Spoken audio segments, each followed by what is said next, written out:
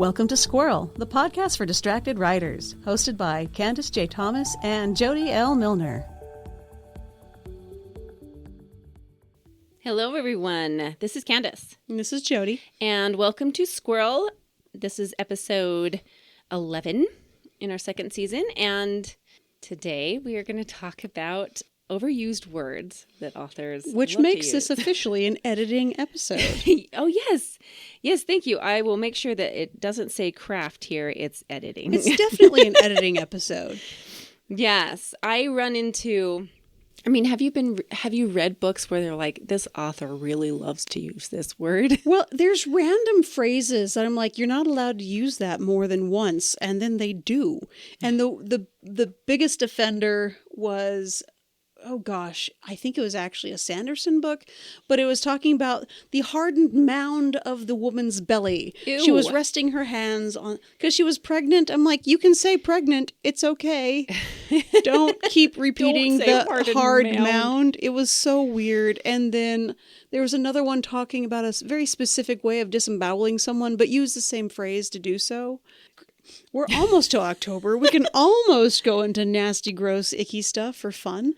But yeah, it described that in the same way several times. I'm just like, how many people are you disemboweling in this book, for starters? Yeah, that's just because not... that's hard to do. It's not something that... It just doesn't come up. Commonly, I don't know, written about, maybe? It doesn't, maybe not in the books that I read. Actually, It was in the book I just was working on today. Oops. Which will come up in a different episode. Yeah. So, us authors, we tend to find our favorite words and phrases, and we use them over and over. I know this happens to me while I'm in the moment of creativity, and I will notice my different writing sessions because there's one word that keeps popping up in this session and then another word in this session and stuff. So I have noticed as a reader when authors do this and it starts to just bug me because as editors, we kind of have that editing eye and we can pick up on what people do. Well, and as soon as you've been called on it in your own work, you've got laser focus for that issue for the rest of your life. In your work and anyone else's work, anytime it shows up, you're going to be like, you can't do that because I got in trouble for it. Yeah. Yes, I know. When I was an editor, I would highlight all of these, you just don't, the author just had no idea that he was using these words over and over. And I don't think as authors we can see it. Oh, we're blind to it completely. Yeah, other people totally can see it. So this is why editors are a really good idea, everyone. So first question that we have, I just wanted to talk about words for a moment. I took a linguistics class. I think we did an episode around this time when I was doing it. And we talked about the sounds of words. So I wanted to talk about that. And what is it about the sounds of words in crafting a sentence that helps build emotion? That's really interesting because I think it can be different for different people. Like, there's all the different literary devices that can make sentences more powerful, but there's also the sounds of the words themselves. So I think, for me, it's paying attention to how the words flow together that can give what you're saying more meaning, make it sound prettier and better and more evocative. It's like when you're using weak verbs versus stronger verbs and what a difference that makes, or taking out filter words. All of that can work together to make a sentence sound better. But I think most of the time it's kind of your gut instinct because we're drawn to certain sounds and rhythms over others. Yes. And I think what we're drawn to personally is kind of what makes our author voice. With the different sounds, as writers, we can control the sentence, right? That's exactly what you were talking about. Even when we use certain beats or symbols, where's my brain going? Are we going for rhythm? Rhythm, yes. I have a specific cadence in the way that my sentence come out. They are structured in a way that play off each other. I definitely like compound sentences. It's very obvious because I like to continue and do certain rhythms. I think we can move on to favorite sounds in words. I thought this was a very interesting question. Yeah? Yeah, I never really thought about if there were words and sounds out there that I was leaning more towards or leaning away from on a subconscious level, because that's not something that's crossed the table for me. And you taking a linguistics class, I think Yeah. maybe, and I don't know if this is true or not, but I bet you started noticing it a lot more after you started learning the pieces of what make language. Yes, how the teeth hit certain vowels or certain sounds, how we resonate in the back of the throat versus hitting the top of the teeth.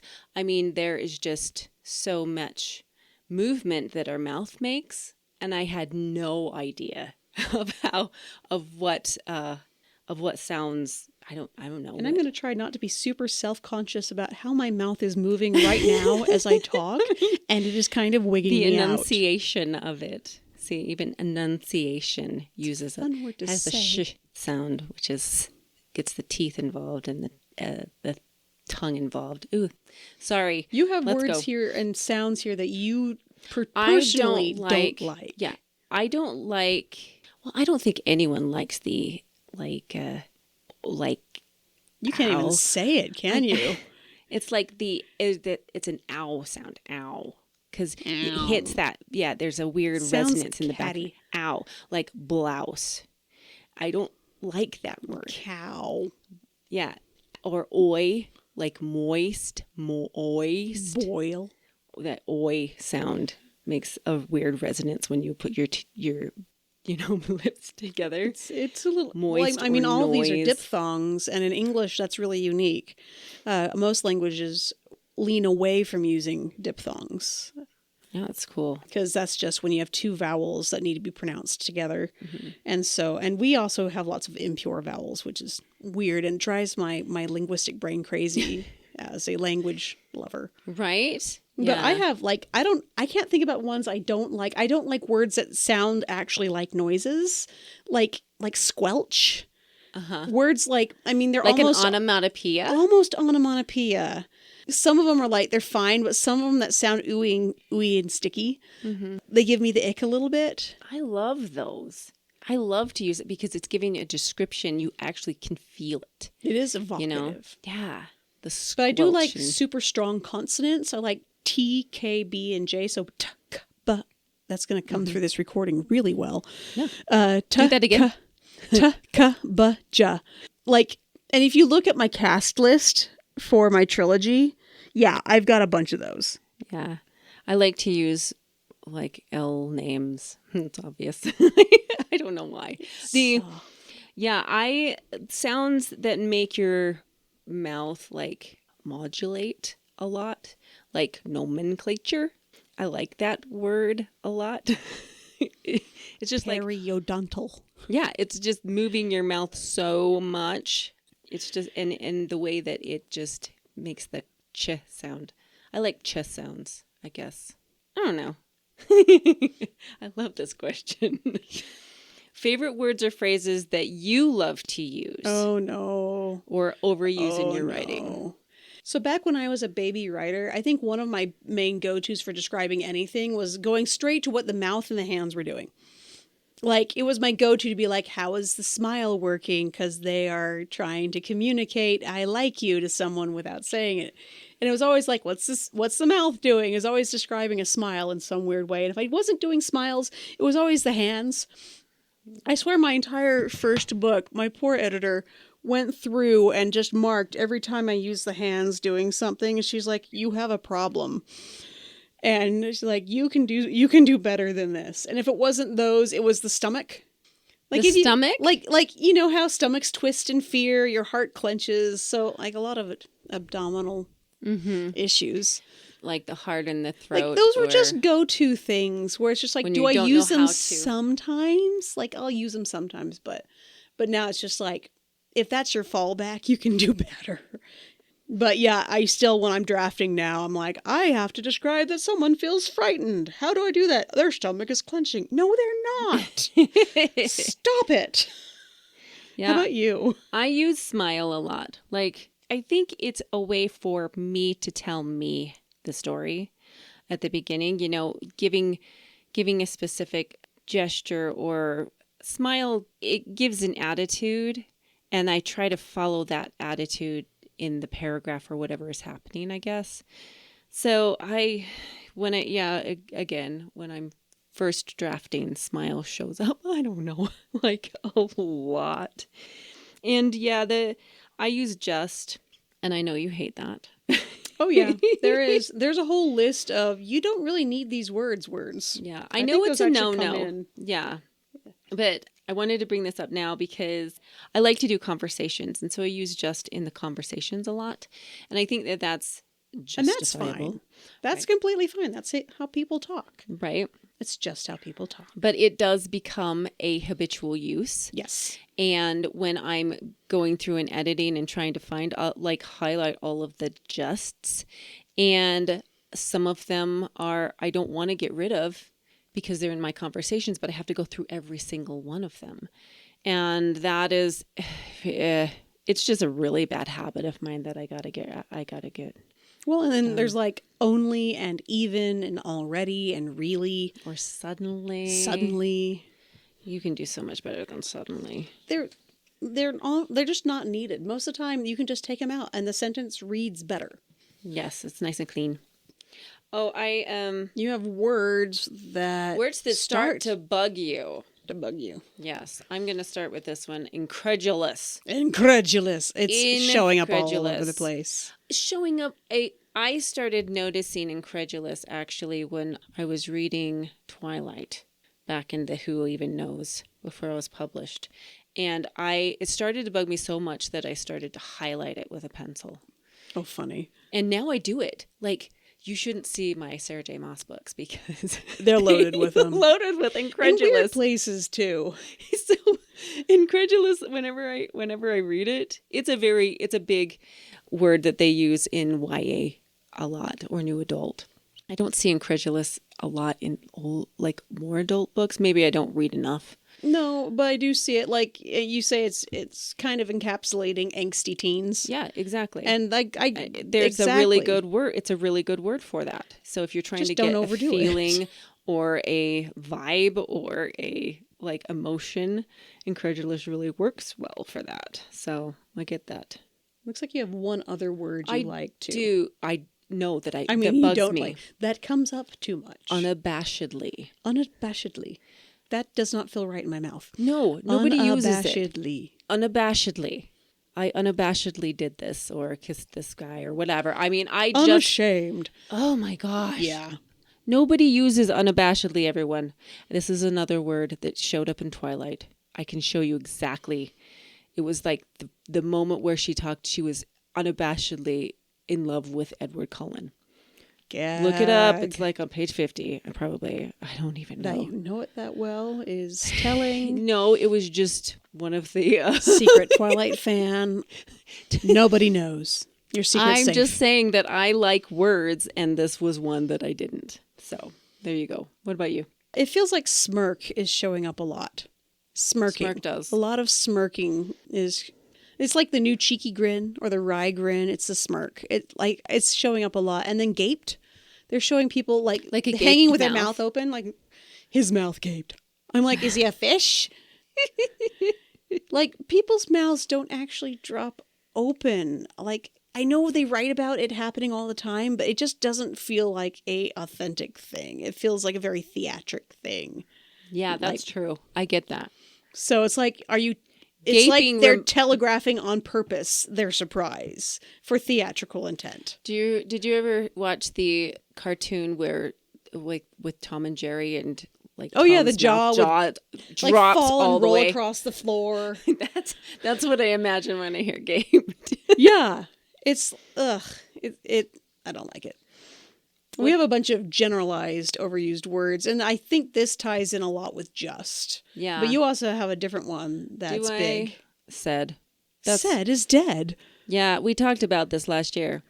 Said is just something that, in my writing style, I try to avoid. Because I don't like... I think said is speech tags in general can be a great opportunity to show the scene or the emotion. So by saying said, I mean, if people want to keep it clear in what they're who is speaking if you feel that you need to do that. And just that way and people say that they use said and it just starts to blend in. But I'm like, sure, but you don't need to do that. I mean, why even do it? You don't even need to put said if you just, I don't know, developed the sentence more, or the environment or whatever. So said is one that doesn't show up in my writing very much. I think like said is useful when you need it because you need to clarify who's speaking and you don't want a long descriptive action tag, or you don't even want to go as far as including an action tag because you're trying to keep the dialogue really clippy. Like, I think it can work, but I would much rather see interesting things that the characters are doing and have that show me who's talking than having a lot of said. Yeah. There's also like all of the filter words that get overused that just slowed writing down. So anytime she's like, I looked and I saw a bird, like, or I mean, even That's, saying yeah. there was a bird, like that doesn't, I mean, it tells me there's a bird. Yeah, what's but the bird doing it's instead? like a bird sung up in the tree. I mean, even that stupid change makes it better. Mm-hmm. And it's the same length. It's the same distance, the same amount of words in the sentence. Like, you're not losing anything by changing it to just show exactly what's happening without being like, I saw this, then I thought this, and then I felt this. I'm like, oh, honey, we're still in your head as you're the main character. It's fine. We get it. What about phrases that authors often use? Oh, goodness. I think we could go back and forth on this one. Got a little duel going on here. Well, I only came up with a few, and the one clipped the tongue was the one that really bugs me the most. Is when It's like they're authors clicking use a horse. click your tongue or clicked her tongue. Nobody clicks their tongue, everyone. It's annoying. No one. It is. It's weird. Nobody does it. But I guess, I mean, if these authors, and it's funny because I'll ding Sarah J. Maas on this all the time, but I found it in other books. Yeah, it's all over the place. So the fact that this is just spreading like, a venereal disease, I just don't. Thank you for that visual. Yes, it is. So stop using clicked my tongue or whatever, right? Just stop it. Okay, how about I let out the breath I didn't know I was holding? Or some flavor of that. All right. That's pretty hard. I've been guilty of it. I've also been pinged for it. But yeah, like it shows up all over there because it's supposed to mean, oh my gosh, I was so in the moment I forgot to breathe. Mm-hmm. Do better. I don't like the phrase at the end of the day. I hear Les Mis when I hear that. Yeah. Right? At the end of the day. Okay. But yes, at the end of the day is a phrase that shows up everywhere. And I'm talking, if you cannot escape a Property Brothers without this phrase. If you watch Property Brothers, you know exactly what I'm talking about. They say at the end of the day, every episode, and sometimes probably a couple multiple times an episode. We do Property Brothers bingo, and at the end of the day is on that sheet. So, all right. How about I heard screaming and realized it was me? Yes. I mean, I get it. I get it. I do know that I don't one. have to like it. You can steal one of mine if you want. I have another one. Okay. I do not like it when people use due diligence, when that shows up in either writing or just in speaking, because I don't think it feels like legalese. It is legalese, and people are using it wrong.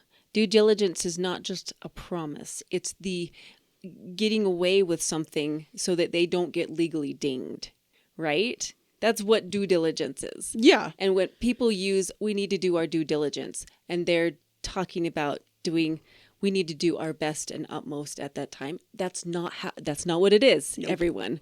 It means we need to keep ourselves away from getting sued. That's what it means. For sure. Okay, how about if he was shocked, he didn't show it? Okay, this might be a Sarah J. Maas again. Maybe, but I'm reading a book right now, and it just barely did that. Yeah. And it's not It's not any of those. And then this one's just a dinky one, but the arms folded under the breasts. Where else would they go? Like, can you cross them on top? I'm like, we're doing the actions right now. Like, that's Under where they the breasts? normally go. Like, they're always under. Unless you're Unless you have a differently small made. chest like me, I can't have two. They don't really go there. You I have to have to fix my adjust shirt. myself. No, yep, I get it. Nope. Yeah, you're right. You're It not going to just cross feels your arms above your weird. head or something. Well, it's like saying stood up. Where else would you go? Yeah. Sat down? Yes, you are going down because you're Just sitting. makes it obvious. Yeah. You just sat. And obvious, well, I'll just kind of generalize that, but obvious phrases should probably. He flew through the sky. Where else would he fly? Yeah. Yeah. Just Reimagined. help me out here. Yeah. I mean, in fantasy, there's no holds barred. You might be talking about flying through jello. I wouldn't know. So how do we avoid this, Jody? What is your advice? So there's a bunch of different things you can do. I have a personal favorite tool, and that's making the computer read it to me. Because if you're using a word repetitively, you're going to hear it and it's going to sound bad. And sometimes it takes that breaking away from being inside your head to having something else read it to you that makes it really obvious. And so I make my computer read it to me and go through and fix the things that stand out, or write down the things that keep standing out and do a control, find, hunt, and destroy. If you don't know how to make your computer read to you, there are instructions if you Google them. I mean, honestly, in Word, it's just right on the right. And it just says like, It's like a reloud button. yeah, or like Sometimes it's in dictate this. accessibility, I don't know. but like look up whatever your It's particular everywhere. program is and see if they've got it. And if not, there are computer programs on the internet that will gladly read your things for you for free. Yeah, Barack Obama's voice will read it to me. It's amazing. So what I do is I color my document. I like to highlight the words that and phrases that I want to seek and destroy in different colors. Like my filter words will be in one color. My seds will be in another color. Anything passive, I'll highlight in a different color. Those type of things so that all of a sudden I can see all my mistakes. I can see where everything needs help. And when you color just the first page, it'll just blow your mind with how many, I put how many was's on this specific page. And there's wow, that's a 25. lot of passive Oh my voice. gosh, this is so embarrassing. So that's what I do. And We're rounding up this lovely conversation. now that we've talked about words, you're going to start noticing them. Just Uh-huh. like Sorry. you're starting to notice. And I said, I wrote, that's my bad. My on my bad. sheet. That's one thing that is hard about being a writer is turning off the editor when you're creating stuff. But you also need those tools. You need that editor to come back and to show you exactly what is wrong with your stuff. For fairness sake, I do most of my reading through audiobooks, so I find I don't notice overused words as much unless they're really close to each other or they're glaringly obvious or like really noticeable, like phrases that are just so weirdly unique to be showing up more than once. And so if you are finding that you're not noticing overused words in other people's books, it could be that you're just enjoying the experience a lot and there's nothing wrong with that. It is okay to not be noticing these. However, when you are editing, if you happen to be someone who struggles to notice them, there are lists you can look up that have the most common overused words, and you can do your own seek and destroy, starting with those to start training your eye to look for them. So that leads me to the listener assignment. And I don't remember what I did. Well, let's see. That is really my listener assignment, is try to identify what you do as a writer so that you can highlight those phrases and work on that. There you go. That's your assignment. So next week, we've got what? So next week, we're going to dive into what you need to know about how to name characters and things you need to consider when doing so, because there's more to it than you might imagine. And I had a lot of fun researching that one. So Yeah. I'm looking forward to it. I love naming characters, so it's going to be a really fun episode. A huge thank you for listening today. Remember, if you've liked anything we've said today or in previous episodes, we do have a Patreon and a Buy Us a Book, otherwise known as Buy Us a Coffee. Don't forget to like and subscribe. It's been awesome. It has been. Thanks. Bye. Thank you for listening to the Squirrel Podcast for the Distracted Writer with Candace J. Thomas and Jody L. Milner. Please like and subscribe to our podcast for updates and new episodes, and find more information at our website, squirrelpodcast.com. Stay distracted, everyone.